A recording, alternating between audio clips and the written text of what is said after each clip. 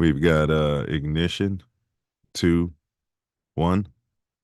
We do have RIP takeoff, everybody. We've got RIP takeoff. Hey, you guys, welcome to another edition of Mouthpiece Included. And we got a great topic we're breaking down today. And as you guys can clearly see, we're talking about the portal. Is it an interdimensional portal? If you could take this time to like, share, subscribe. Show starts in about a minute and a half. We got a lot to unpack here. Playoffs? Hitting me right now? Playoffs? So again, please like, share, subscribe. We start in 2 minutes. Appreciate y'all. Copyright disclaimer under Section 107 of the Copyright Act 1976. Allowance is made for fair use for purposes such as criticism, comment, news reporting, scholarship, and research. Fair use is a use permitted by copyright statute that might otherwise be infringing. Nonprofit, educational, or personal use tips the balance in favor of fair use.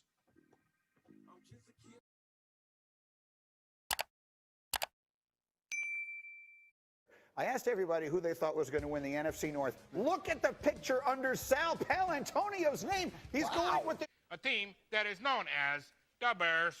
The Bears. Why? I am going with the Chicago Bears because I like what their new general manager's done in terms of their front seven. Their front seven is going to be a far more active front seven on defense. I like the way Justin Fields has really developed as a dual threat quarterback who can win from the pocket. But when he is running, he's a really scary quarterback running outside the numbers. He is fearless. He is tough. And I think he is in the MVP conversation. The Bears have a good foundation in place. You know what? I want to ride with my man Sal. Cindy, change my pick. Give me the Bears. The Bears. We're going to take the North and never give it back. Who are the guys that are the best in the world and make the rest of the team look like a gaggle of girls? Okay, I'm in my local Ralph's, and this happened. I don't go to church, and I know God understands. I can Man, where do they keep the honey around here? God is a fan of the Excuse me, you know where the honey is? Who are the guys that are the best in the world and make the rest of the team look like a Oh. gaggle? The Bears. All right, y'all, big ups production. Chi-Town, go ahead and cue the music so that we can just jump this off without further ado. Please share this link, repost it. Appreciate y'all. All right, in the building. The Silver Backs are black. All right, y'all.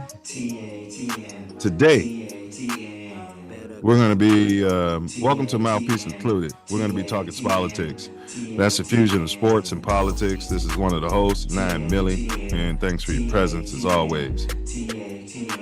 This morning, we're going to be reviewing the NCAA transfer portal out there. All right. The transfer portal has become a key resource for athletes, coaches, and fans alike. In recent years, it's evolved to become a program-building tool for coaches and a resource for athletes. With the NCAA's rule change on immediate eligibility, hundreds of athletes have entered the portal each offseason. Though not all find what they're looking for in their decision to take their talents elsewhere and switch schools. Join us as we explore the mechanics of the portal, how it's evolved over the years, and how it can benefit both athletes and coaches alike. We'll also give our takes on a couple sizzling hot topics. And we haven't resumed our Booger of the Week segment. Just hasn't really been any time. So stand down. Stand back. Stand by. Pull up. But if you do pull up, don't forget to don't forget to bring your mouthpiece. Yeah. Wait. Copyright disclaimer under section. All right. Yeah. So if you don't want to pull up, the link is pinned in the chat. The number's troll free 424-900-6945. Smash that like button. Let's get it in. So we bring it to the building. Big Ace, Jackie Robinson's finest, boots on the ground, United States traveler, world traveler, into the building. Maybe lately I've been a United States traveler.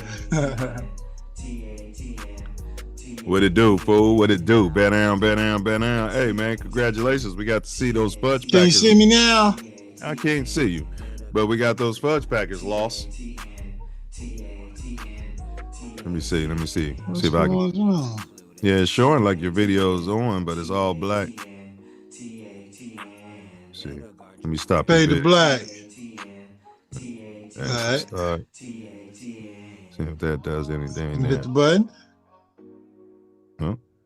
Up. Black. Camera's loaded. That's crazy. Yeah.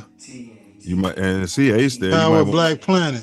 Yeah, you might want to leave and come back, bro. I am. I'll be back. TATN, Mouthpiece Included Nation. Yeah. Hold on. Yeah, we guys. Probably when we did the thing. If you pull up, you've got to turn your camera on out there. That's the only rule we have. And the second rule, if you pull up, so I guess that's not the only rule, but we only got two rules. The second rule, if you pull up, don't forget to bring your mouthpiece out there. All right.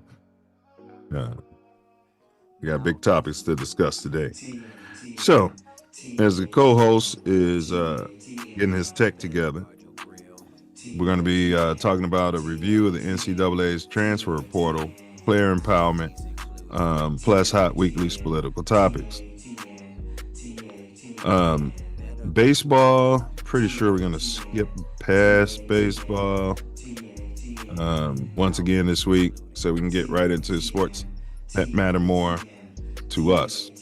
Okay. So let's go ahead and jump right over to the NBA / Chicago Bulls beat. Zach LaVine finds himself injured again.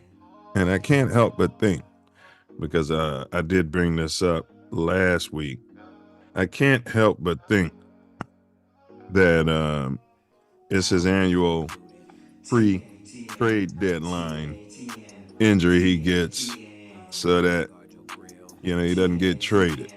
You know what I mean? Can you see me now?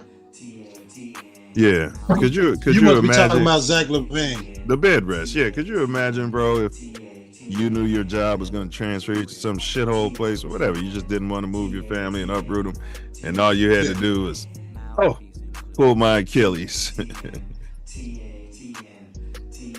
Carpal tunnel. Yeah. Shooting wrist. Yeah. Only in the NBA, only in Chi-Town.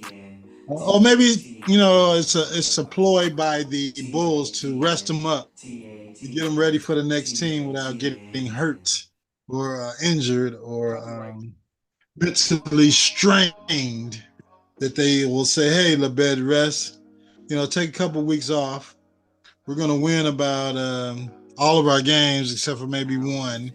And we'll bring you back in, play you a couple games, and then we'll ship you off to this particular team that you want to go to, as opposed to this particular team that we came up with already that you don't want to go to. So, well, the Lakers rumors are starting to take root out here, and I said this a long time ago. Last year I was saying it, move them to the Lakers, and the Lakers are a weird thing. Year after year they come out there. Yeah, they're getting desperate though. They're getting desperate. But year after year, bro, they come out there and they talk about how incredible Rob Pelinka is and the moves he makes in the offseason. No, And then right around the trade deadline, LeBron's playing with a bunch of bums and they got to move everybody and fire the coach. they got to trade everybody and fire the coach. Yeah. LeBron's not happy with the coach. We got to make some movements to the pieces of the puzzle and get somebody else in here that can help LeBron and AD win a championship. When it's obvious that LeBron isn't part of winning the championship, you got to get AD a couple pieces out there. I know he's scoring points. When he says LeBron, he means LeBrand, a.k.a. LaDouche. Okay. LaDouche James. But go ahead. I mean, you know, if I understand that he's a self-appointed GOAT, but at this point in his career, he's a self-appointed king. Oh, King GOAT, whatever the hell he calls himself. The at this point in his career, he's got to be looking to either A, start coming off the bench or be on a minute restriction if you're talking about winning some games in the playoffs. You know, he can tell you he's in great shape for a 38, 39 year old he is. He's in phenomenal shape, but you're talking about extending his minutes to a playoff competition, possibly a championship competition.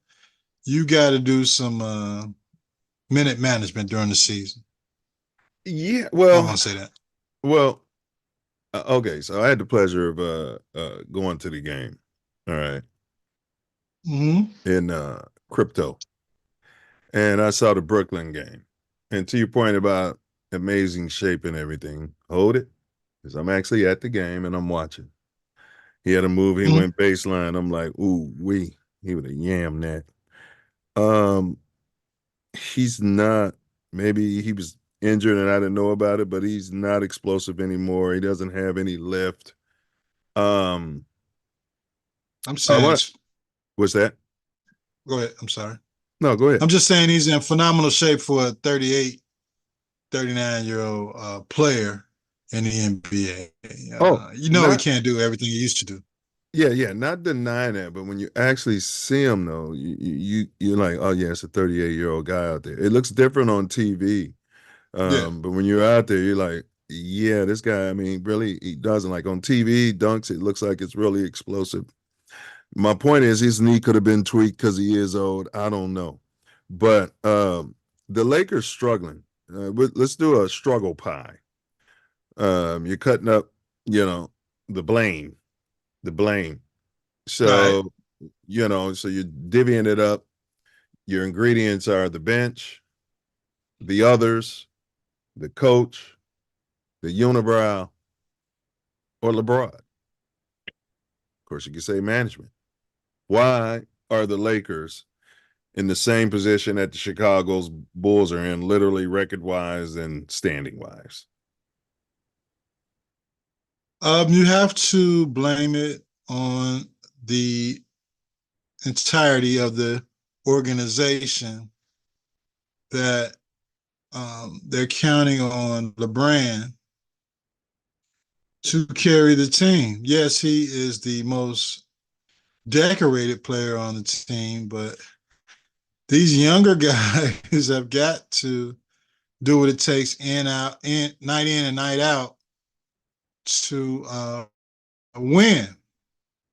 And either management or coaching has to have a conversation with LeBron and let him know that the end goal is the playoffs and possibly a championship, but we can't do that with the minutes LeBron. Well, first of all, LeBron, why can Pat Mahomes in his prime, and by Pat Mahomes, I mean Sideshow Bob, why can't he take a team-friendly deal? Drop Dead Gorgeous time, Jeffrey Brady took team-friendly deals. Listen, LeBron, and I've been saying it for years, but we got to decide, are you saying it's equal pie slices with because I do blame management. because it Yeah. gets to a point where, look, if you want to take your talents elsewhere, God bless you. You know what I mean? Like, I'm not going to continue to Yeah. pay you max money, and I'm not. I really don't care who you are. Now, if you were Michael Jeffrey Jordan or Scottie Pippen and you're in Chicago and this is where you win your chips, I'll give you a little more time. But to your point, I'm sitting LeBron down. I'm saying, look at here, man. I only got 20 million for you next season. Mm-hmm. That's all he's worth. I've seen it. Because his contract's up this year. Right? Yeah, bro. I'm telling you, man. Like, you know how people used to come to Impy and pad their stats, but they weren't winning out there. Yeah. He is the brand, and puts butts in the seats all over the NBA, especially out there in LA. So yeah, but I want to put butts in the seat by winning, not having a 38-year-old Dwayne Wade selling jerseys and running around for 28 minutes a game. Oh, layups, missing layups all game. Oh. That's all I'm saying. And LeBron is just like that. He's just 6'8". He's done. Now I'm gonna say that's this. a conversation they have to have with him. They gotta have it. Their defense sucks. I saw it. If AD is not on the court, and then right away somebody was discussing, yeah, when he took LeBron out. I watched it, bro. I'm telling you, I watched it. I wanted to be unbiased. When they take AD off the court, they have the worst defense probably in the league. So there's a lot of stuff going on out there, Ace, that I am going to blame the coach. I am. Yeah.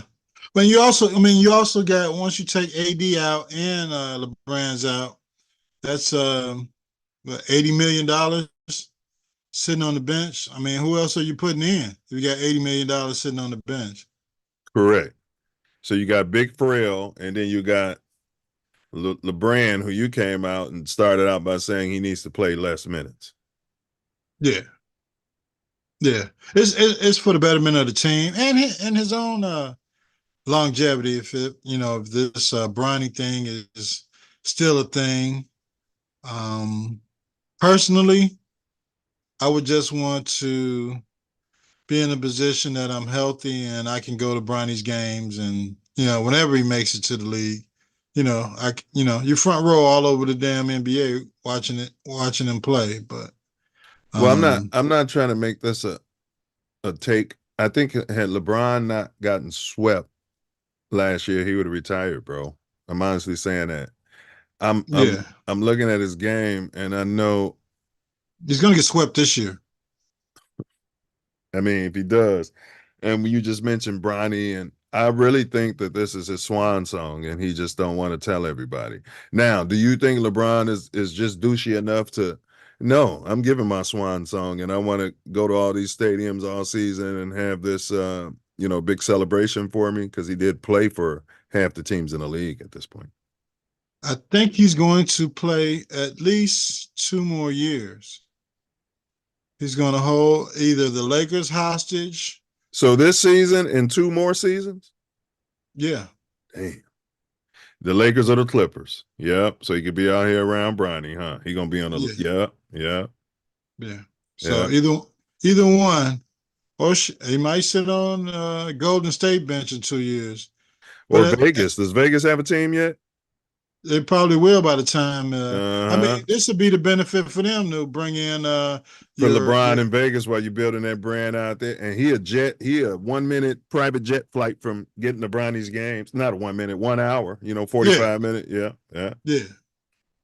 And at most, Bronny will probably play 1 to 2 more years in college. I mean, if you're rich, I mean, why would you just leave? I mean, go enjoy yourself. It's college. And, get to the NBA and start working every day when you have to. But if money's not a problem, which it isn't for him, his family, or anybody in the family. He's rich. Well, he's getting NIL money. His dad. Yeah.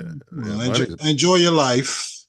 And I bet his family got a nice Lloyd's of London policy on them too. Expect not before the heart issue and even after.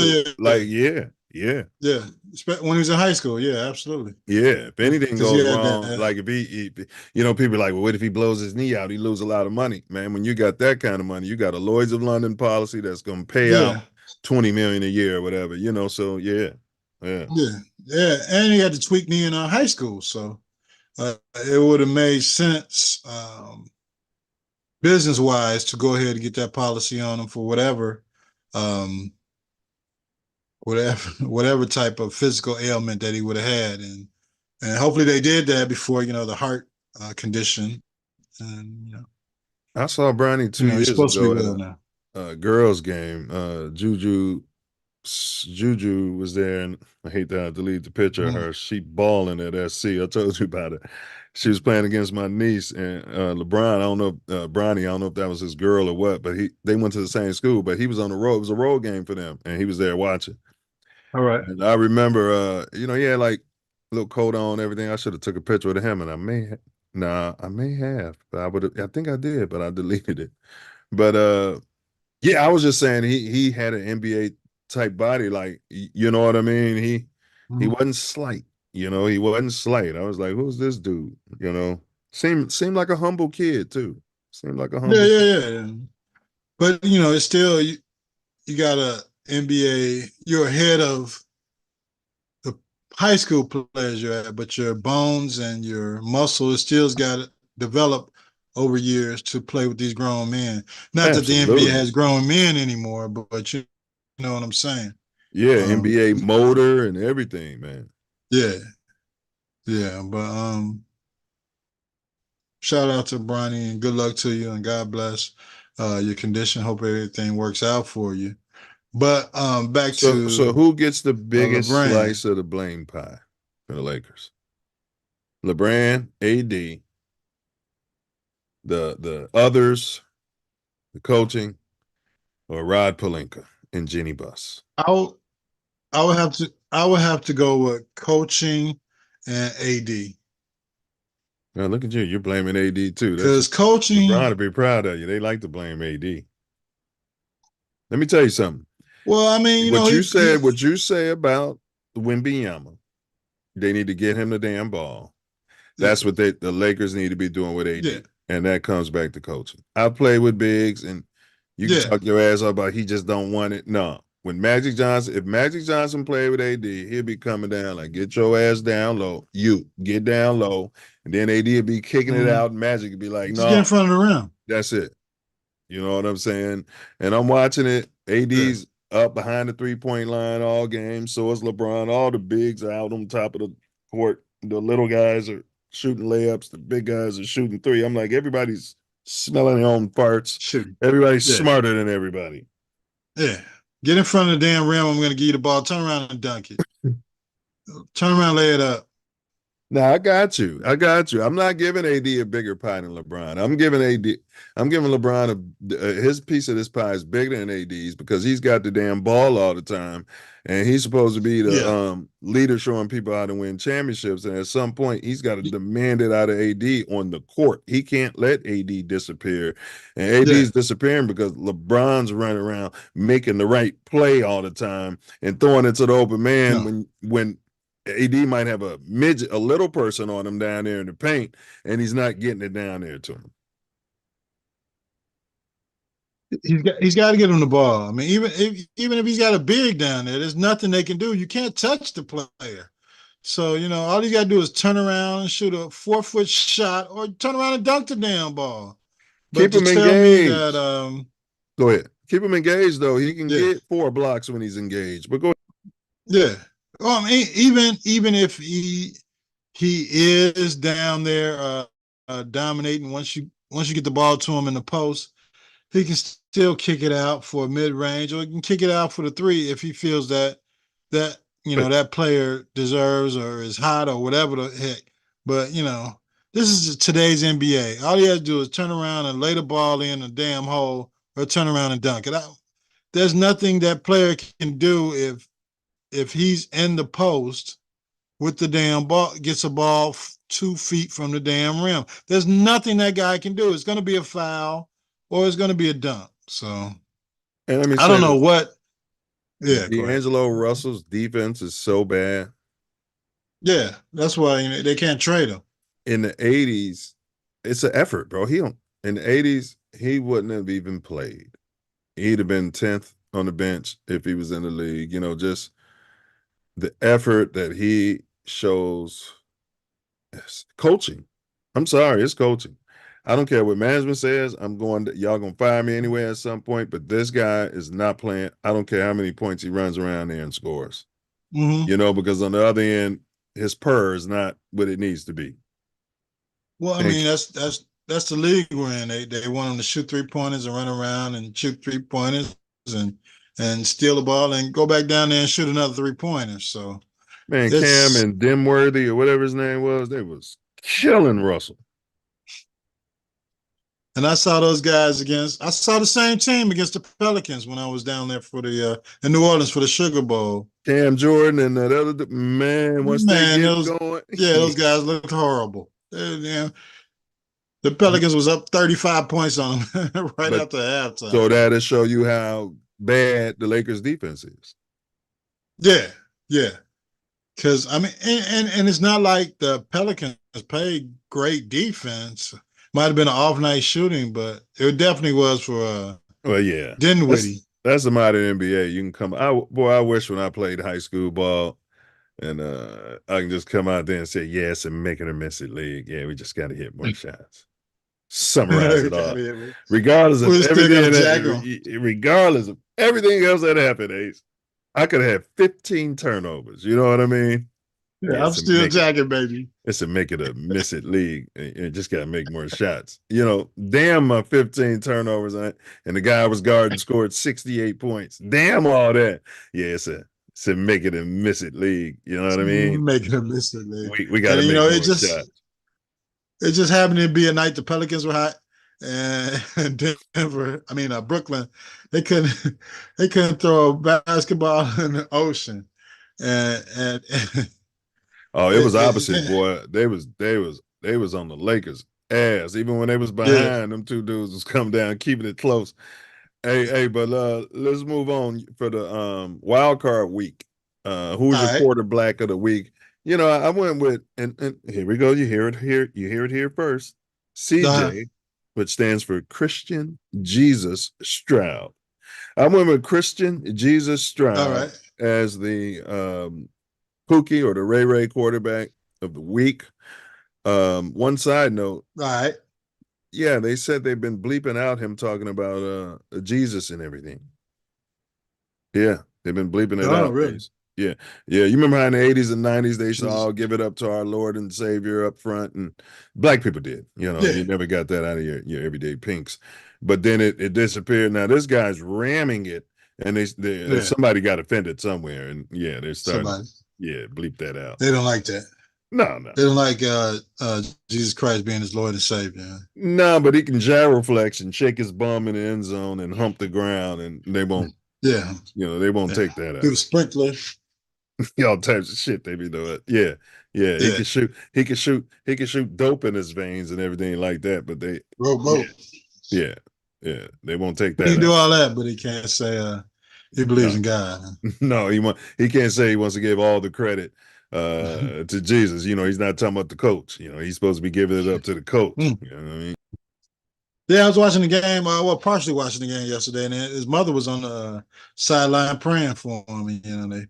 I don't know how many times they showed it after. I was watching. Is she his agent too? She may be. Drop dead gorgeous, but really, yeah. People were questioning whether that was his wife or his mom. I mean, wow, but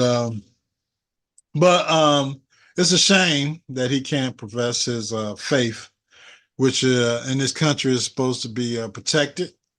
One of those protected things under the amendments. But my quarterback of the week, I hate the Fudge Packers, but damn it, I got to ram a tie between you can't CJ.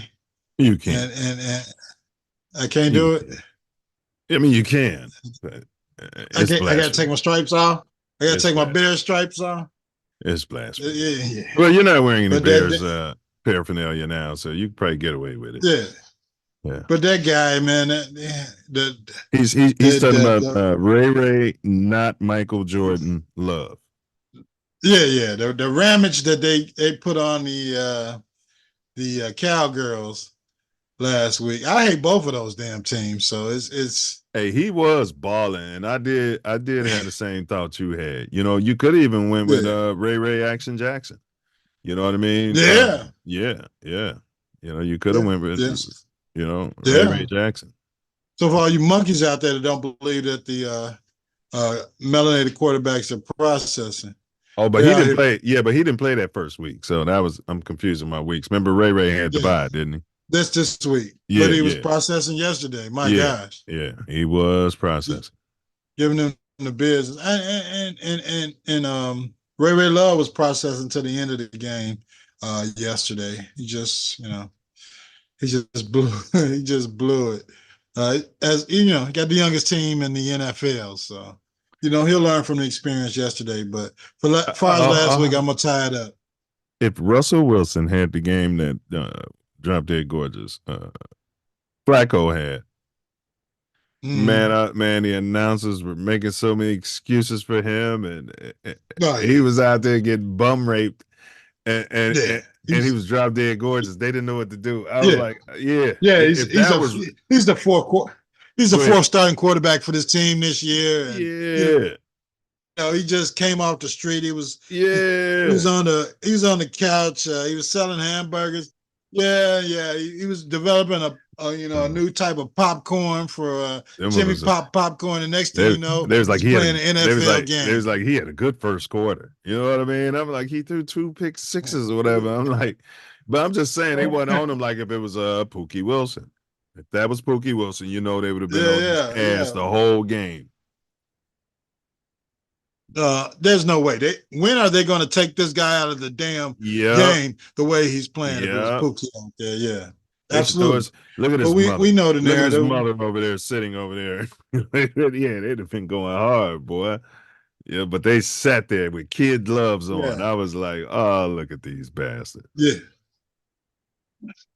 Well, with the experience he had, he's a past Super Bowl MVP and blah blah. And winning's not a quarterback stat and blah blah. Yeah. It's a team sport. And unfortunately, the defense didn't show up for this game with whoever the defensive guy, the black guy that is running the defense for them over there, and they're getting killed on defense. Yeah, the black guys unit. Yeah. All right, so we made our wild card predictions, you guys, last week, and that round was worth 3 points each. Ace ended up with a 6-point round. He went with Cleveland, KC, the Cowboys, the Bills, the Rams, and the Eagles. So he came out with 2 W's, and they got him 6 points. Corch, the Packer fan who forfeited this week, Corch off the streets in the zone gones. He off the street. Yeah, off the street. He went with the Browns, the Fudge Packers, of course, the Chiefs, the Lions, the Buccaneers, and the Bills. He had a 15-point round. Sweet. Yeah.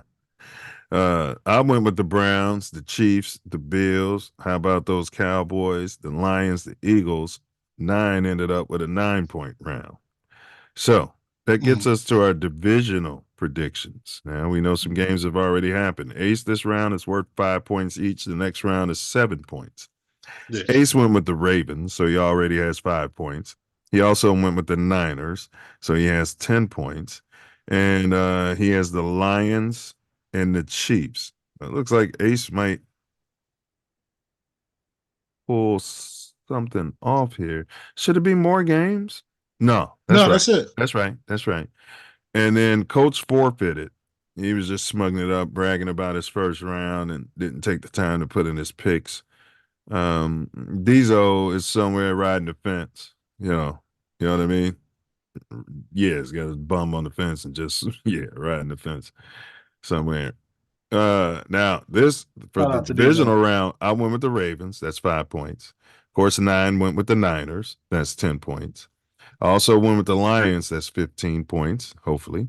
And then the Bills, which is different for me and Ace. Ace has got KC, but of course, I got the Bills winning the Super Bowl, so I'm going to ride that pony on out. AFC.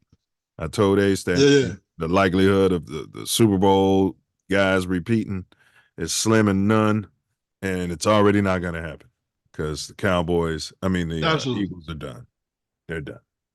You can put a fork in the Eagles. Yeah. Yeah. Well, there'll be some changes in that organization at the end of this. The season's over, but definitely they're going to get a new defensive coordinator, and maybe they'll be looking at a new OC as well. Well, they got to value the players they don't value. Their offense. We took their linebacker. Their offense looks horrible. Yeah, but TJ, defense looked horrible because our linebacker who led the league in tackling for the Bears, they just let him walk.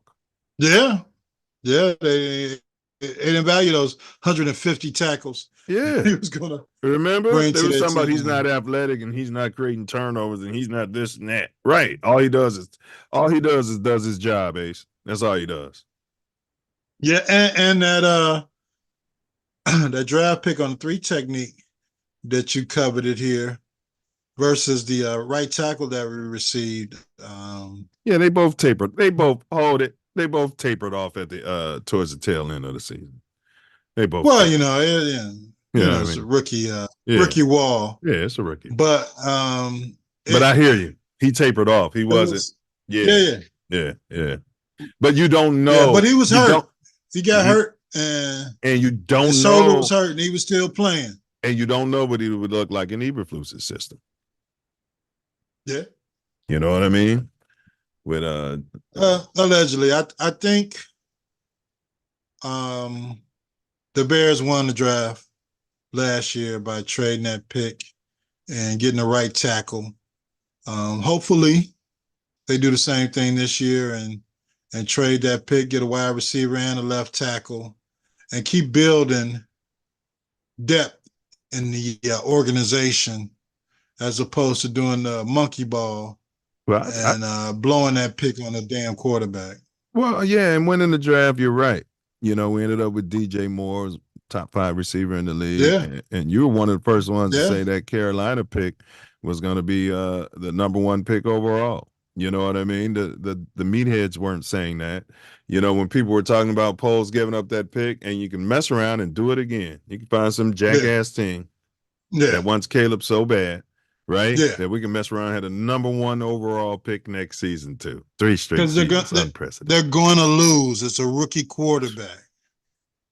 Well, CJ Stroud didn't lose. He won a playoff game. Yeah, he went into a good but to your point, there's a 60% chance they're gonna lose. Yeah. And even if it's not the number 1 overall, you're gonna be in the damn lottery more than likely. Yeah. You got a 60% chance of being Yeah. All right. Well, see, so the championship round, Ace, is I'm going to taking be those chances. The championship round is going to be worth rolling those. So the championship, let's see, the championship round, Ace, is going to be worth 7 points. So you'll see it's going to be real tight. Yeah, it's going to be real tight. And then the Super Bowl is going to be worth 9 points. So it's going to be real tight going through here. You know what I mean? Now. Yeah. Well, I'm gonna make my predictions from Las Vegas once I get there, and let you know how the vibe of Vegas is going there. Maybe we can hook up. We'll see what happens with the electric motor. How many miles is that from your area, the left coast? It's, I want to say 200. Maybe 200 or 300. It's like 300 miles, man. Oh, damn. That's right there. Yeah, and then going across that desert and with the air going, shit, I'll be I'll be stuck in the middle of the desert, fucking around. You have to rent a car or take the wife's car. You know what I'm saying? Ain't no way in hell. Ain't no way in hell I'm trying that. Now I sent you the the um I sent you the text with the messaging about how the electric cars were doing here in Chicago with the freezing temperatures.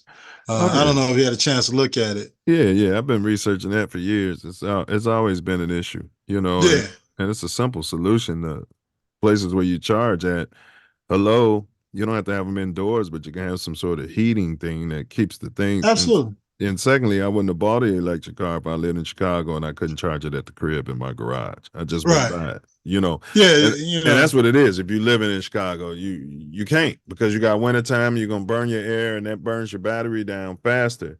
Out here Yeah, in Cali, man, I rarely gotta have my AC on, my heat on, and so I yeah, get and the charging thing ain't gonna be frozen ever. right. Yeah, I mean, Chicago's more apt to you having a hybrid versus the electric, Yes, yeah, especially when you get to these cold weather sub-zero yeah. temperatures of now I don't know what the Elon Musk of the world or these electric vehicle companies are, maybe want to insulate the batteries, or I don't want to give Well, out the ideas. batteries heat. It's the charging things, but that has to be insulated. The batteries use power to keep themselves warm, you Yeah, know. okay. But that's part of the reason why the batteries go down faster in these climates, You're right. because it's working to keep itself warm. But yeah, they Yeah, could maybe insulate it better. I would agree there. They also, the point is, if I live in one of those climates, bro, I wouldn't buy one unless I could charge it at the crib.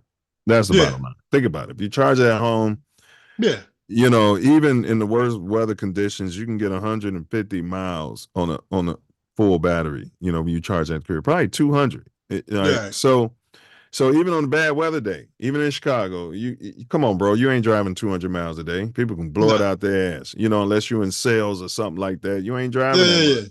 Right. yeah, You know what I'm saying? If you are gonna have a day where you're driving a lot, that's where you take the other car. But I hear yeah, you. right. Yeah, it ain't. But I had researched all that, but we ain't dealing with that in I'm sure Cali. you did. Plus, I'm sure plus, you did. plus, I'm getting on the HOV lane by myself here because it's an Ah, EV. Big perk, ah, bro. It's big times part.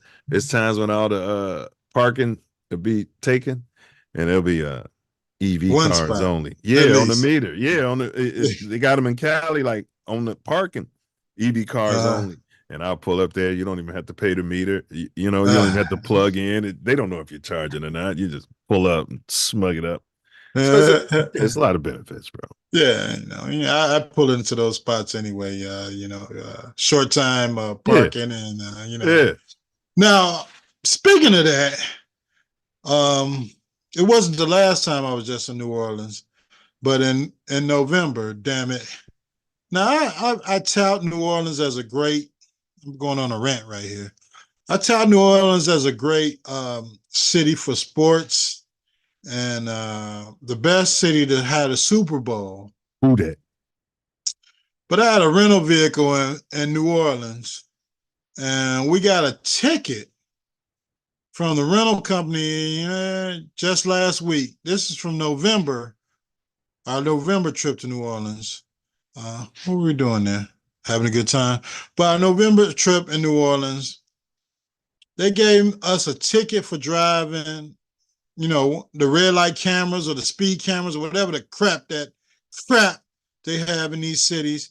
They gave us a $75 ticket for driving 24 in a 20-mile-an-hour zone.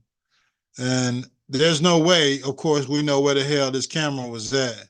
But 4 miles over a 20-mile-an-hour speed limit, and the issue a ticket to our rental car, and the rental car company, of course, send it right to your credit card, is absolutely ridiculous. So I will be on YouTube and calling the city of New Orleans to find out how the hell this can be rectified. Because once it goes to a rental car company, they pay it and then they charge your credit card.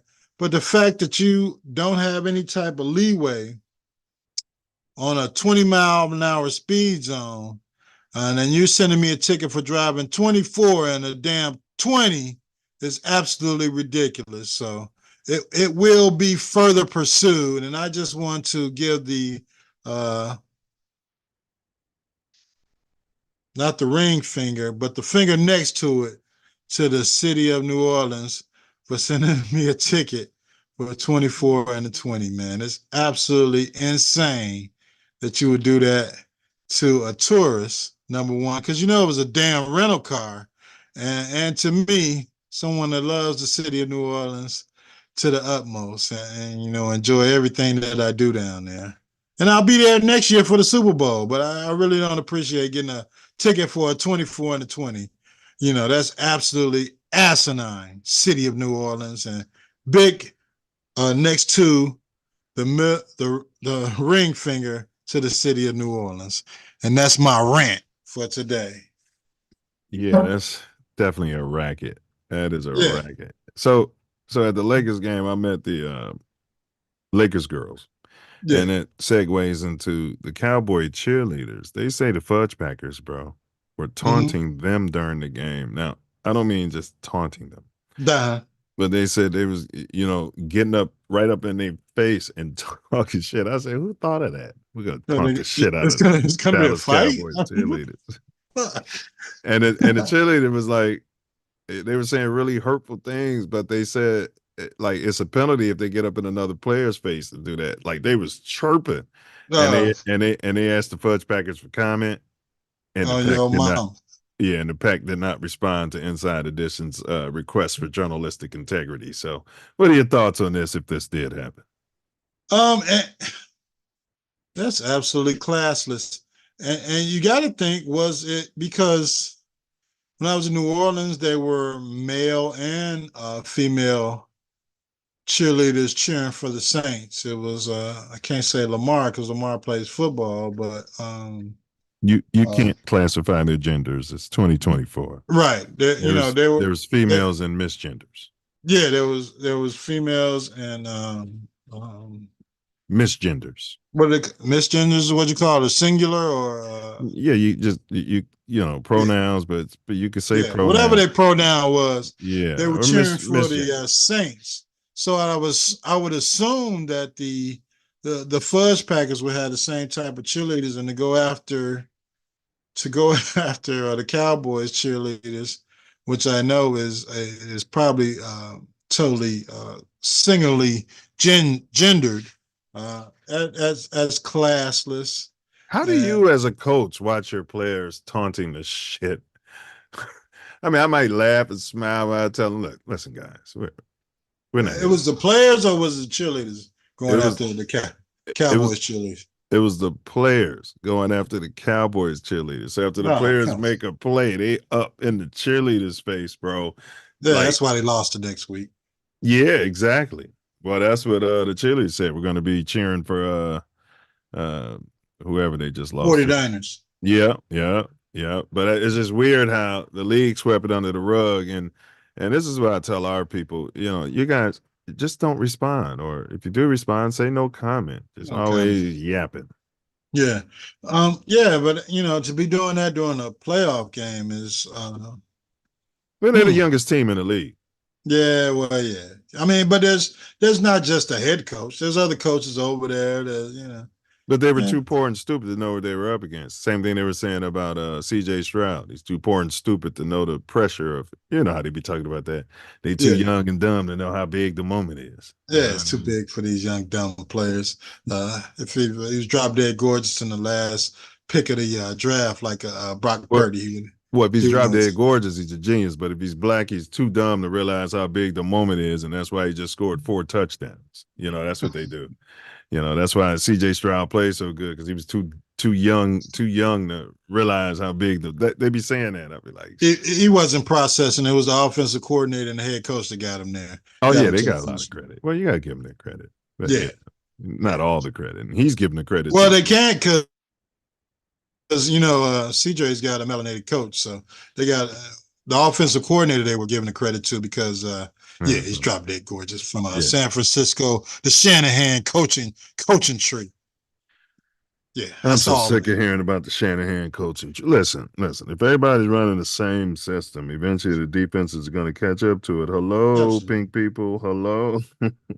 Now Shanahan's been 4 NFC Championship games out of the last 5, but no Super Bowls. So Yeah, and they're not even talking about him. The yeah, tree is his dad's tree. yeah, Yeah, the one that was winning up in Denver. yeah.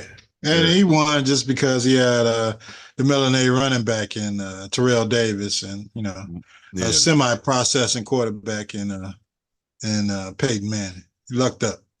Oh, was it Manning or was it Elway? It was Elway. Drop dead. It was Elway. Oh yeah. Well, shit, he had a damn Hall of Famer. Yeah. And had a Hall of Famer and a damn And a stud defense at that running was back. loaded in a Hall of Fame. Yeah, it's like running throwing back. Walter Payton and Jim McMahon out there and saying, I hope we can win. Yeah, well. All right. Jimmy Kimmel threatens to sue Smug Rogers. Smug Rogers came out there on the Pat McAfee show, which he has since been banned from or suspended by Disney and the ESPN. And Really? Smug came out there and he said that list, the Epstein Island list, before it was released. And it's a funny thing, it has been released, and Kimmel was not on it. But your boy Smug was suggesting that Jimmy Kimmel was on that list. That's just wrong. Yeah. That's just wrong. And then it turned out he wasn't on the list. Now, is Smug going to come out and apologize, you smug bastard? Absolutely not. But I tell you who was on the list. Donald J. Trump. Oh, no comment. Bill Clinton. No comment. Mm-hmm. That list came out, Ace, and it's not in the news. That's tripped out. So I think the self-love show is going to have to cover. We're going to break down the list. All right. No comment on the list from the media. Right. The percentage of that list that are drop dead gorgeous versus, some sort of melanated. Yeah. No. There's no comment on the list. There's no comment. Epstein no longer is alive. Man. So there's no comment on all of the people that are on the list and that are running for the leader of the free world. And was the leader of the free world. Yeah. No comment. I bet you that list would be all over the world if Barry Obama was on it. Oh, yeah, my gosh. There's no way. If Barry Obama was on it, that list would be front and center, and they'd have redacted a lot of names. Yeah. But they would have had that list out there. Everybody would have got it emailed to them. Yeah, absolutely. Prior to Smug Rogers' comment, you would have had they'd have like, Barry's on there too. Oh yeah, it would have leaked out right when the Smug comment came out. Just in case Kimmel was on it, we got to cover that up. Yeah. If I was Kimmel, I would sue him. No, he's got to.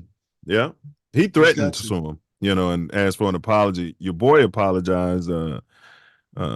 McAfee. Yeah, well, he's just trying to cover his platform. Right. But they get a little cocky when you're covering your platform. Even if we say some crazy shit, and I'll still be like allegedly. You know what I mean? Or in his opinion. Man, McAfee know better, man. Like they was doing that to get some views. Yeah. Yeah, they thought they had Cat Williams when they had Smug Rogers on there, but no.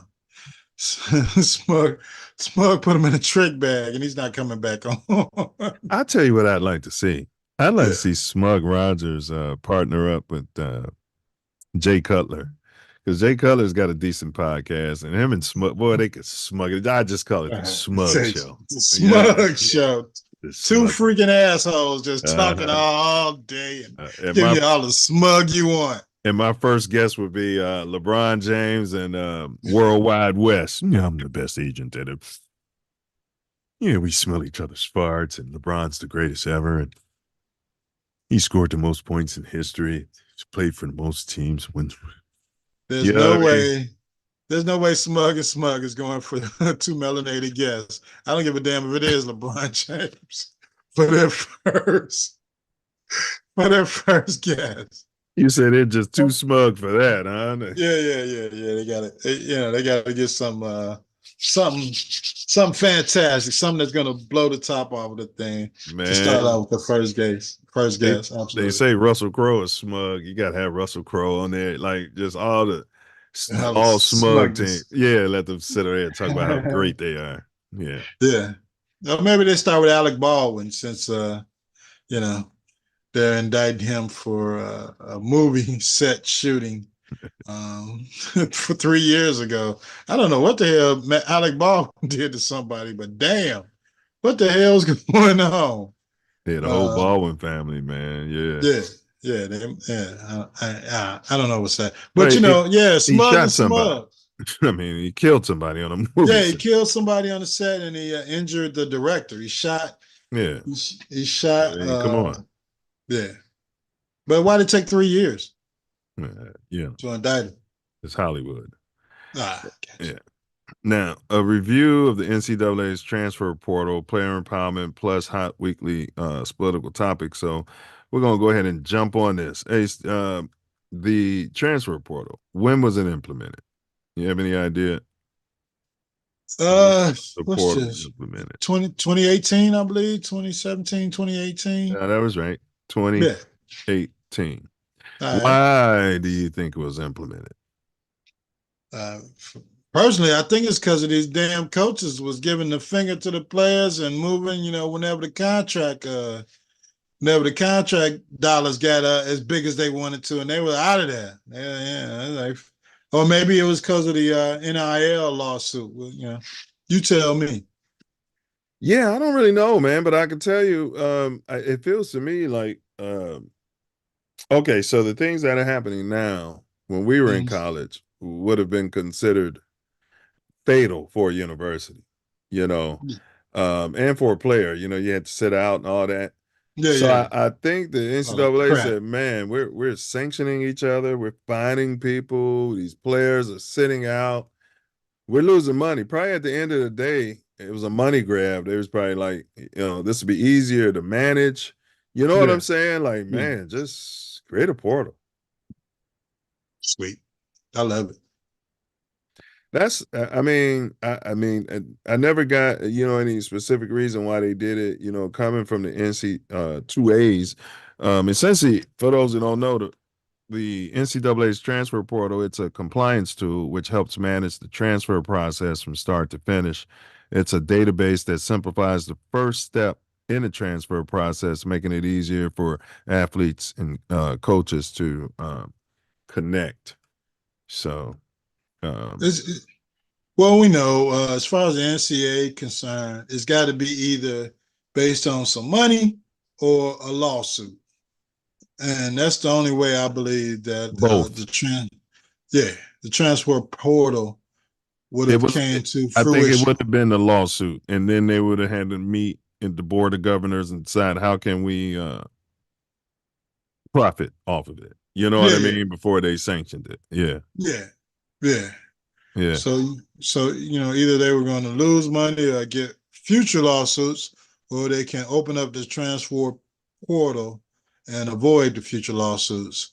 But anything with the NCAA is either to avoid spending money or losing money or giving more money to these athletes than they have to. So and let's do a hypothetical. And I'm getting a little ahead of myself and we'll table it, but it's part of why. It could be like, okay, so here's some notables. Jalen Hurts, he transferred from Bama to Oklahoma. JF1 transferred from Georgia to Ohio State. Shot there, gorgeous. Joe Burrow, the second coming of Joe Montana. Maybe Montana and Steve Young had a baby. It could be Joe Burrow. He's a quarterback who transferred, I think, from Ohio State to LSU. So my point is, maybe the NC2A said money. To your point, like, okay, so here's my thought experiment. Imagine if Benji Wilson, rest his soul, was at U of I, and then the next year Nick Anderson went down there, and then Nick and Lou Henson, the coach at the time, didn't see eye to eye, and Nick's buried in the bench, but everybody knows he's still one of the best talents, and he's a ticket seller, but he's buried on this damn team, and Nick Anderson doesn't want to transfer and have to sit out a whole year and blah, blah, blah. So he sticks it out and he's buried. Might be his last 2 years. This way, what the portal does is it's got all these players playing. They're not, riding the bench behind somebody else. So they're Right. selling tickets for other universities. What do you say about Yeah. that? Absolutely. And to the detriment of the portable, it lessens the freshmen coming into these organizations with full scholarship. But yeah, I mean, if your sole purpose is to sell tickets, increase the viability of the TV contracts that you have within these conferences, which, as you see, along with the portal, these teams are leaving these long-time conferences and going to where the money's at. They're leaving the Pac-10, going to the damn Big Ten. They're leaving such and such conference, going to the Big 12. They're leaving, and the Pac-10 will be obsolete. Next year? So it's all, you got to follow the money. The Big Ten has the biggest television contract in the United States now. The SEC is number 2, and so on and so forth. So the players are following either the money to these NIL deals, to these schools that are getting the biggest NIL deals, or they're following the coaches that they really wanted to play for. Now, once they show their wares in the NCAAs and show that they are a big-time college player, and the coach leaves and goes, just like in the instance of the Washington Huskies, the coach took his team to the championship game of the playoffs, but Alabama came calling right after that, and he was gone. No meeting, no talking with the players. He was like, yeah. I got a deal at Alabama. I'm out of here. Yeah, like Lincoln Riley is interviewing with the Bears. I want to ask that big offensive lineman I met, how do you feel about that? You know what I'm saying? He recruited you. Yeah. His dad wasn't gonna let him answer. No, he wasn't going to answer that question. Not to not know, for me. For free. No, definitely not for you. For free. Absolutely not. Yeah. But that's another thing to consider. These players aren't they keep saying they're a student athlete and all that crap, but they're not. These teams are making big money. These big conference teams are making hundreds of millions of dollars every year. Didn't you say somebody made $250 million?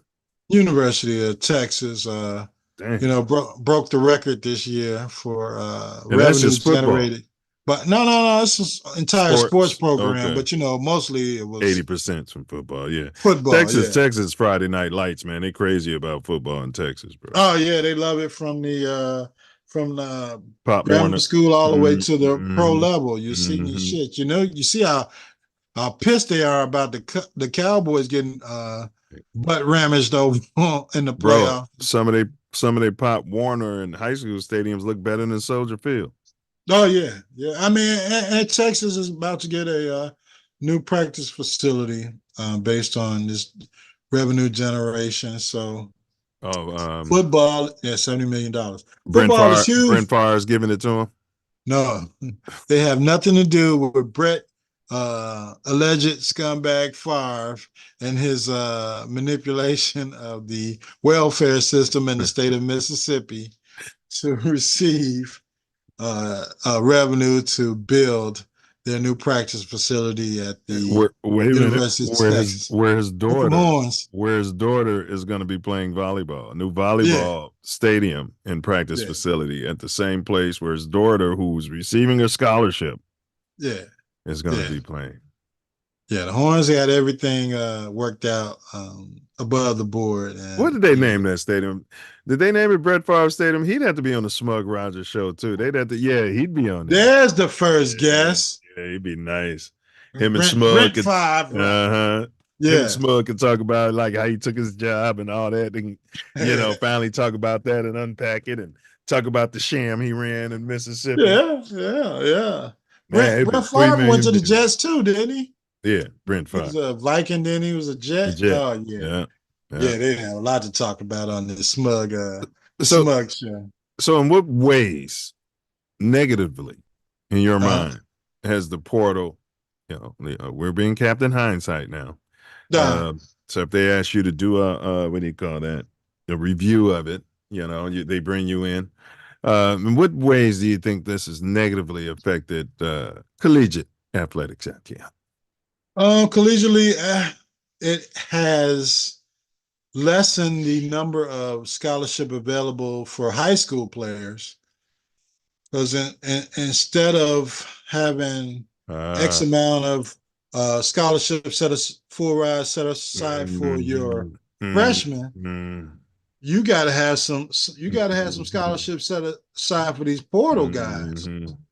If you can get a stud through the portal, why the hell would you work on a freshman when you can win this year? You talking about a player who got the growth spurt and now he's ready to explode. Yeah, he's been developed by another squad.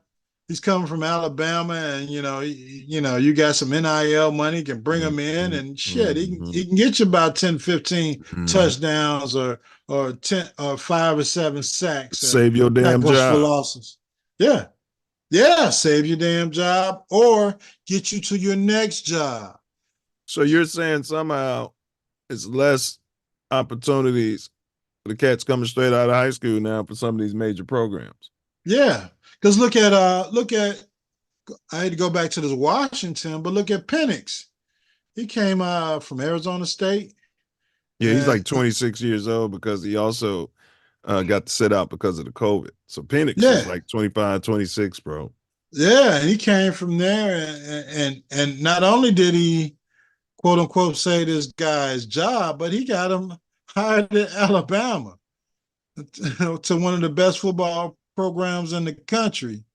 So it lessens the opportunities for freshmen coming in, and some of these guys that enter the portal don't find opportunities in other schools. They're just out there. Once they leave the program that they're in, if they're not picked up by another school, the program they're in doesn't have to pick them up like the way the Bulls picked up Levine. Yeah, there's no going back. You're just, you could be just out there. Wait a minute. So if you were coaching a program and a kid went into the portal, yeah, you'd feel some type of way and you wouldn't give him I see you can't wait because now you can get another kid to fill that spot. Right. You have to.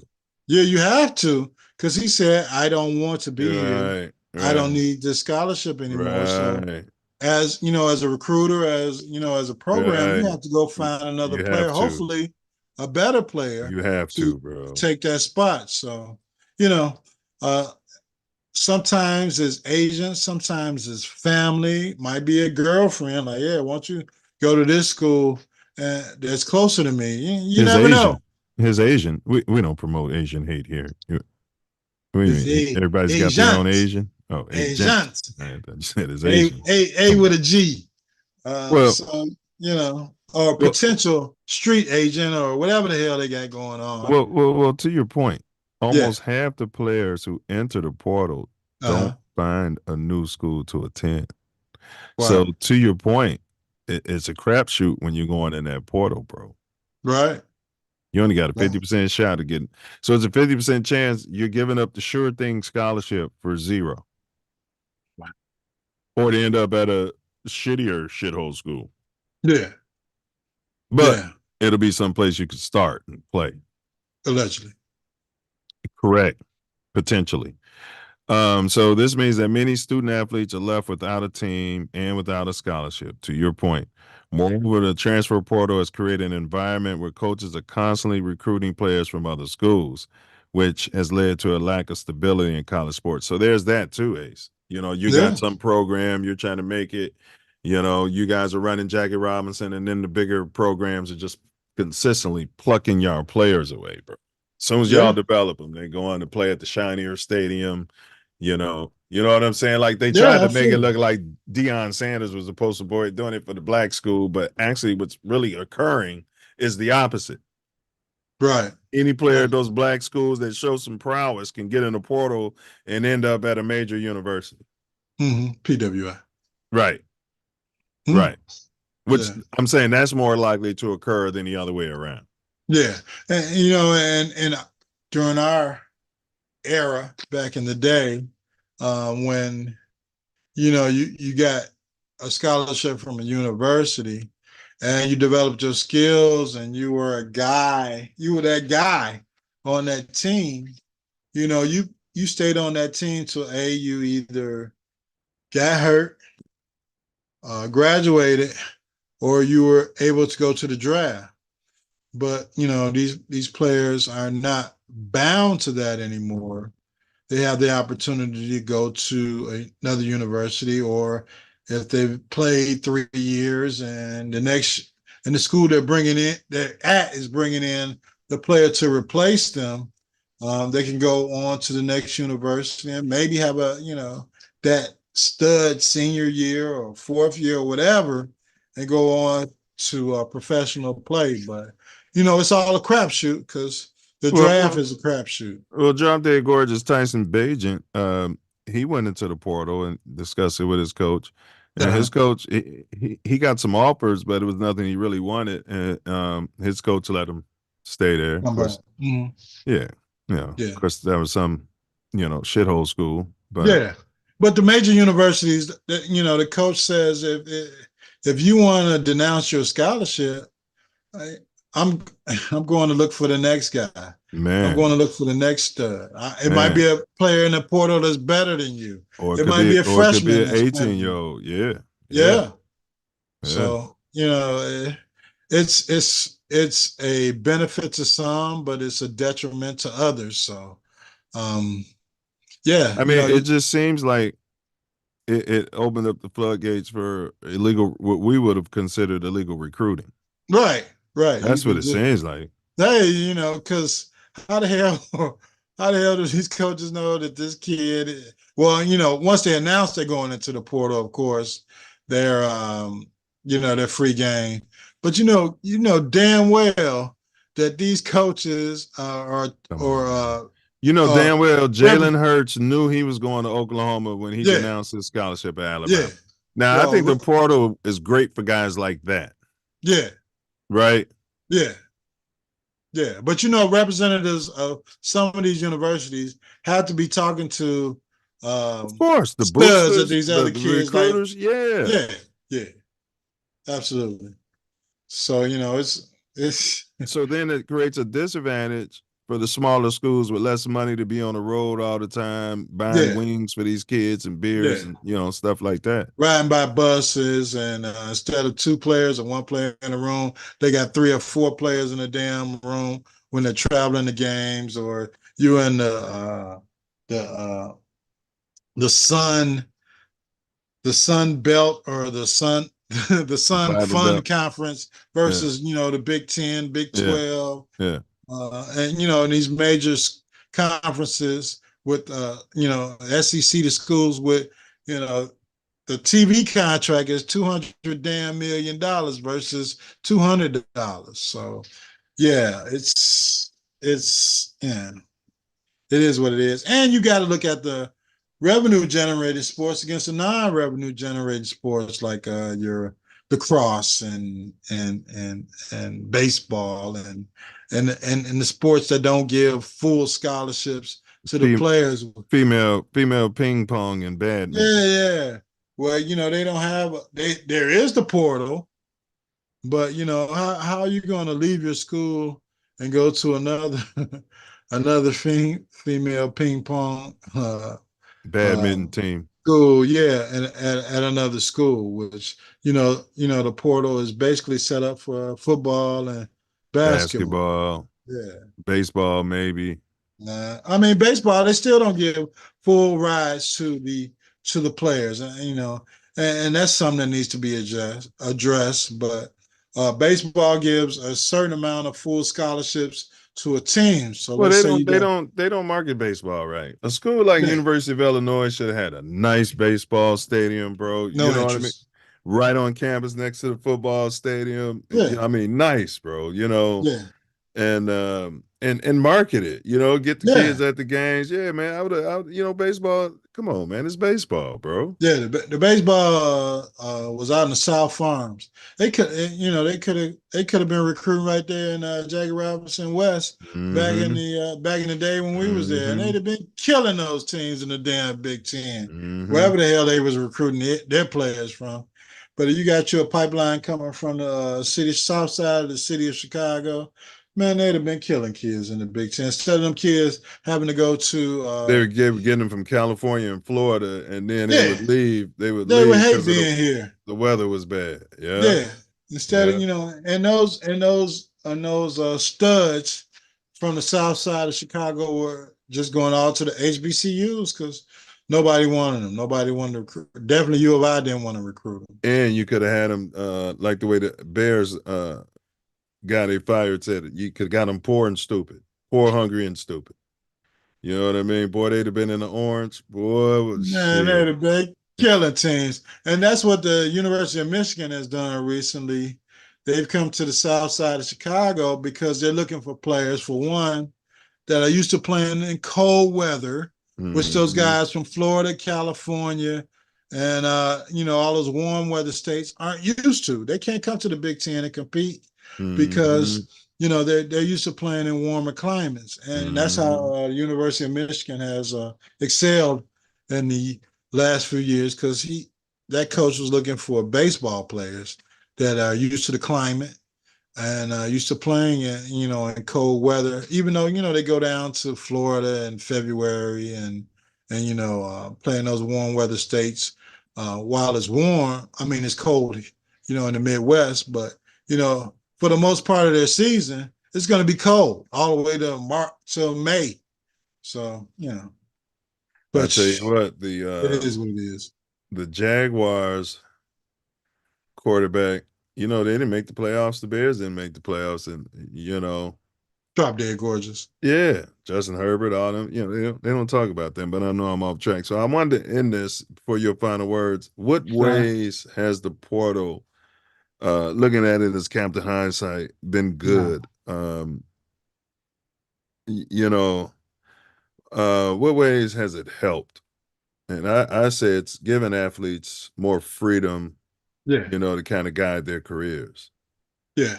So you get somewhere and some jackass that promised you the moon, and then you get there and you find out, oh, I don't know what's in his heart, and this isn't working out, and he told you you'll never play here. You're just gonna sit on the bench for 4 years, that kind of stuff. Yeah, and there's guys in front of you that are they're better than you, and they're they're upperclassmen. They've got to play. They develop physically, mentally to play. But if they're upperclassmen, you should have known that before you got there. Absolutely. It would have to be more somebody your age or younger. Absolutely. Yeah.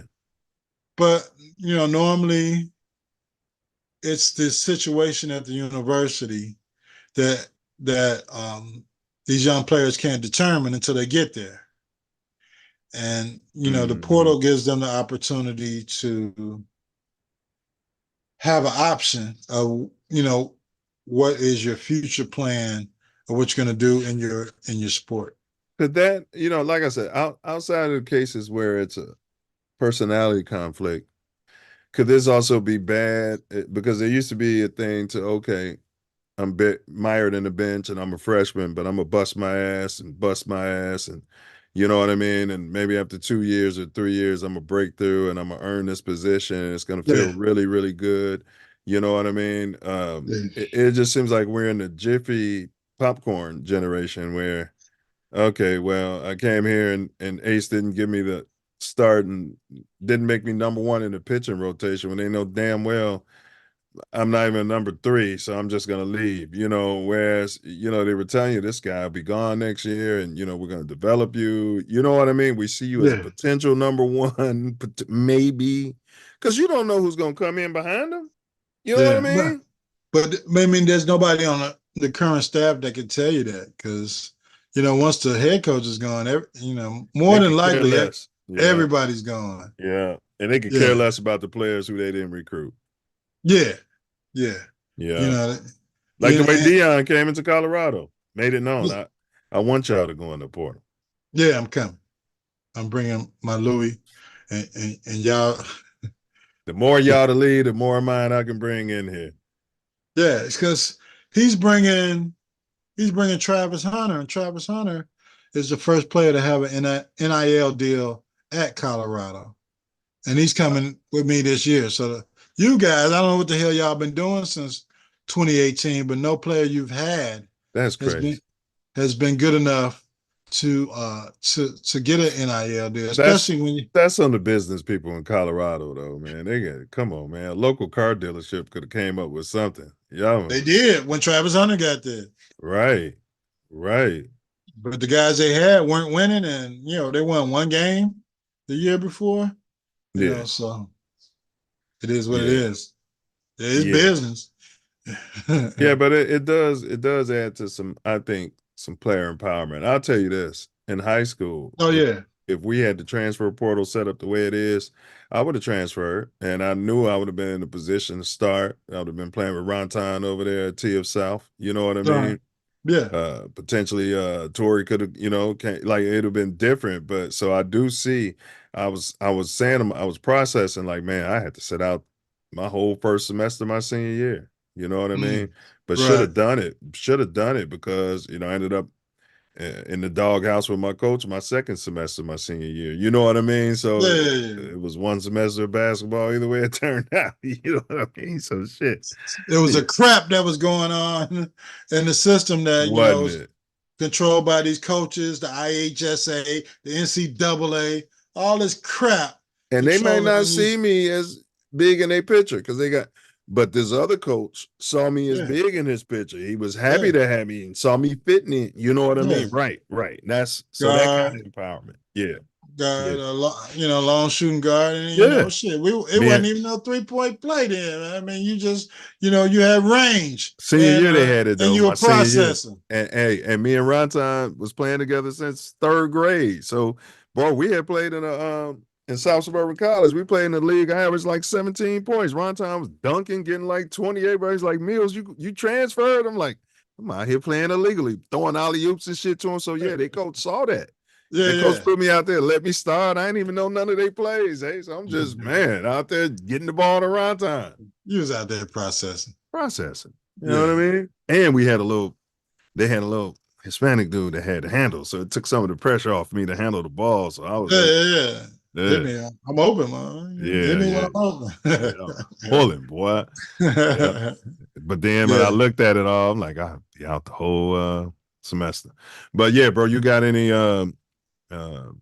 before you get in your final words, any more positive ways you think the portal has helped? Well, yeah, as you were saying, player empowerment, giving these players the opportunity to leave if the coaches leave, if they get to a college situation that isn't for them or their family, to find a better situation. If they want to, if they develop themselves physically and they want to be closer to home, which, isn't a big deal for us, but maybe for some players, if you lose a relative and you just want to be closer to your home, or you want this other relative to be closer to you to see your games, and you have an opportunity to play closer to your home, I think the portal is a great thing, and for the fans of these schools, could it be considered tampering, Ace? If you knew you were leaving Jackie Robinson for another system, and you were talking to all your players outside of your son, and you were talking to all your players and putting them in a portal to come with you, I mean, why is that not tampering? So, like Lincoln Riley, if he ends up at Alabama or whoever just went there, like. All those players follow him. Why is that not tampering, bro? It's a legal recruit. It's an option for the players that they have at the end of the year, when prior to the portal, they had no options. The coach leaves, you got to wait to see the new coach come in if you like him or him in his system. And if you don't, tough cookies. Titty. Right. We're going to make it hard on you. We want you to quit. Right. Yeah, and we can get that scholarship back, and we can go find the player we want. Right. but for the player to have the ability to go to somewhere, maybe with following that coach or somebody in that coach's tree, and give them ability to develop more in that system. I think it's a great thing for the college athlete to be able to move around and with the player portal. Now, for the kids that that fall by the wayside and don't get picked up by another team, you got. I would think it would be the coach's responsibility to let them know that there's a possibility that you won't find that next situation in the portal. If you're a coach and your player is telling you that he's leaving, And he's marginal. You gotta. But if he's marginal, do you really care? Go ahead, bro. If you recruited that kid there, you should. If you see some potential, yeah, right. Like if the kid is working hard and right. Even if you don't, I mean, they're still kids. They're 18 to 20-year-olds. There's some people that get in their ear. There's some family members that get in their ear. Yep. There's Agents. street agents that get in their ear and tell them that you can move here and you can get this and you can do that, and something else might happen while they're in that portal where that other teams like, well, we got this other player. We don't have a scholarship for you. So he fell in our lap. Right. Yeah. So, as a coach that recruited this player to your organization, I think it would be a responsibility to let them know that leaving your team and going into the portal may not work out for them, and it might. So, and the parents have to have an understanding of how the portal works as well, because as a parent, your main thing is getting that kid that education and that degree. Yeah, because most of the players, they don't go pro in whatever sport they're in. They go pro in whatever the hell degree they get in or postgraduate degree they get. So everybody's got to be working together. I think it's going to progress where the coaches and the parents need to be working together to ensure the success of their young student athlete. There's more. Some of them are more athlete student than others, but if you got a student athlete that is unhappy with the situation, make sure if he leaves the university he's in, that he has an opportunity to progress and get better in the next situation. And it's if whoever recruited that kid or whoever the head coach is, I still think they got a responsibility, even if that kid is leaving that program, because you're gonna benefit or you may not benefit, but you still get a scholarship back, and you still need to be mindful of this kid's success, because when you went to that kid's house or called him on the phone or sent him that letter, that's the story you told him, that you wanted that young man or the best for him, young lady, you want the best for him, and you were bringing them to your university to achieve the best for him. So and then 2 months later, you're in the portal as a coach. Yeah, because you're making $2 million and somebody's gonna offer you 10 damn million. Yeah. You're gonna go. Just like the street agent that told them that, hey, you're not getting anything from this school, but this other school may have some NIL money for you, and I talked to somebody and blah blah blah. But if you're like one of those top athletes, Justin Field type, it might be in your advantage, but if you're at a good school, you got to weigh the academics too. You know what I mean? Some of these kids could be smart and say, man, I can go in this portal and transfer from shithole school to better university and get a more valuable degree. So that's something to look at as a parent. That probably should be their main focus, unless your child is one of the top 5% players in the NCAAs, and that should be your main focus. That's how I would be using the portal. I'm gonna get you into Howard, if I could. You know what I'm saying? Right. Yeah. Right. But unfortunately, some aren't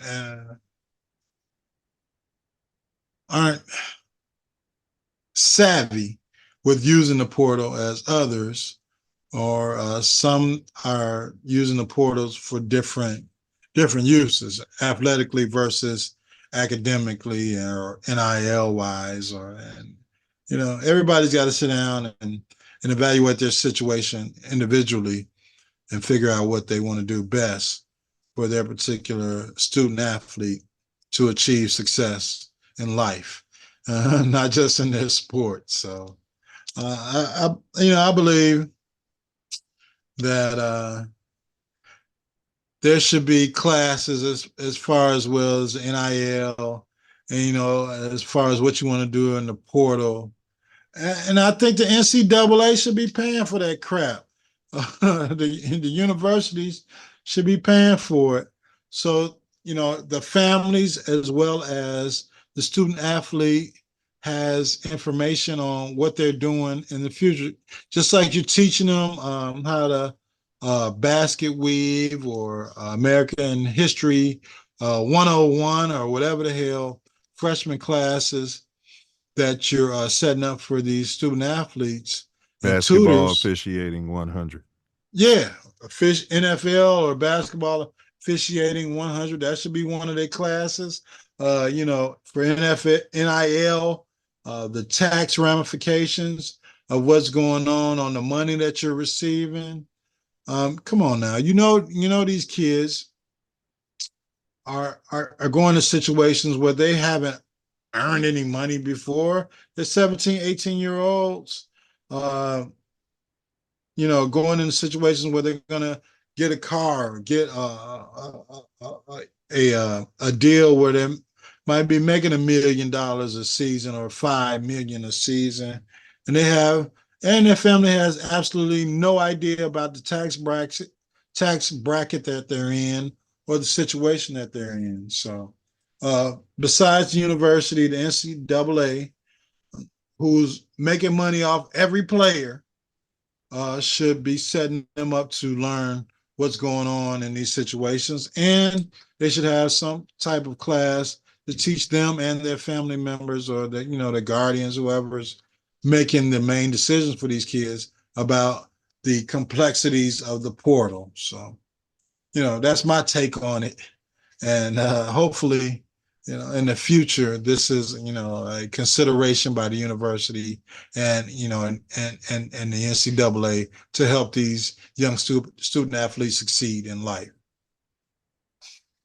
I think that's my final damn word.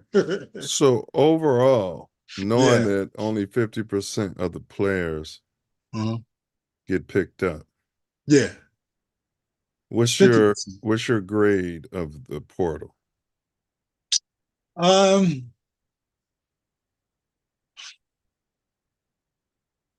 My grade would be a B. A will probably be continuing. Them getting to an A will probably be continuing education on the portal and the NIL and different aspects of college athletics.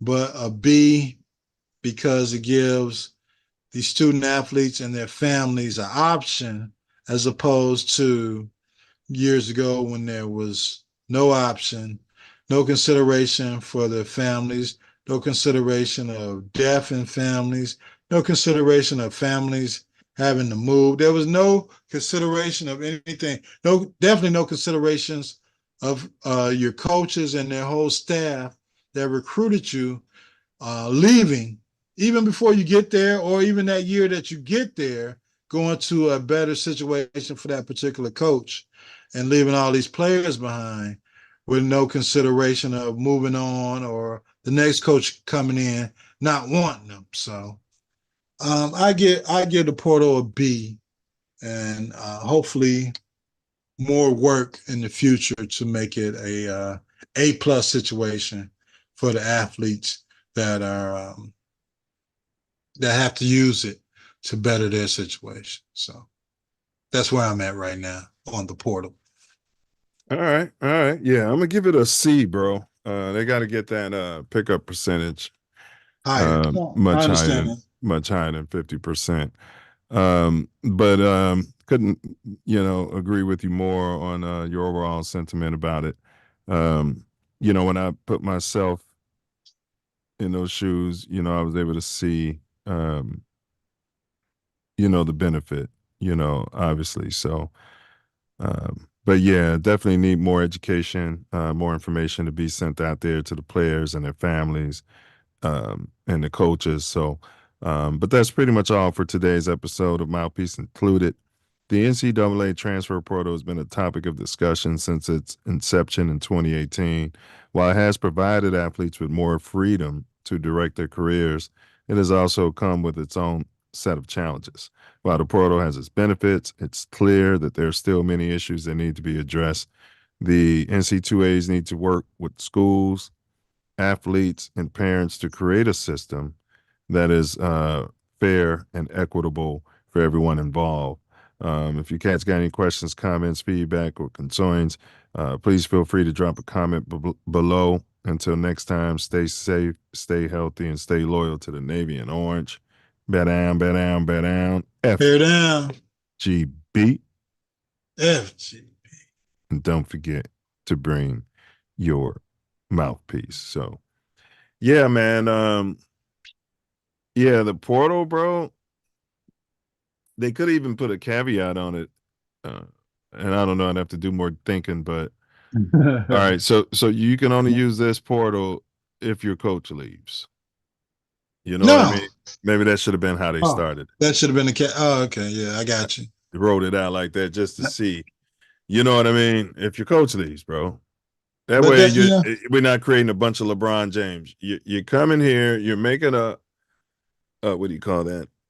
You're making a commitment, to this university and what we're doing here to build a championship. And the university is making a commitment to you too, just like they can't just take away your scholarship, Right. I mean, Well, they can. Well, if you're doing certain things detrimental. But the main thing should be like, yeah, if your coach who recruited you leaves, that's how you should be able to get into the portal. Other than that, you sit your ass there and stick it out.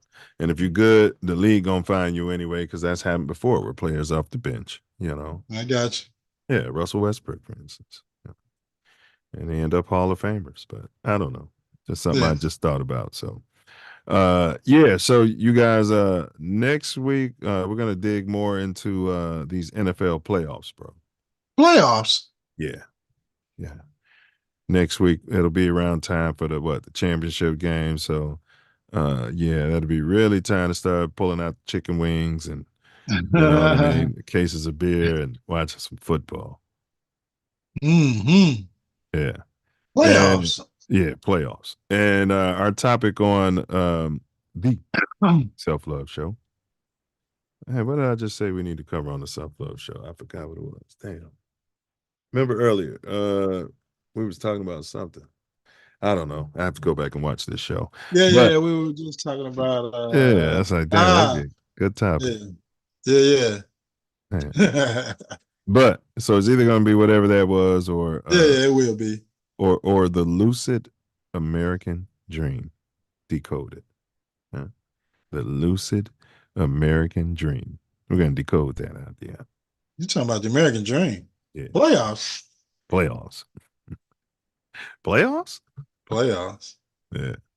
Yeah, big games about to come on, bro. Let me get this cue to music. It's already queued up. Yeah, I can't wait to move around to the left coast and get in the desert out there for a couple of days. For the Super Bowl, bro? Yeah. Yeah, it's going to be nice. All right, y'all. TATN.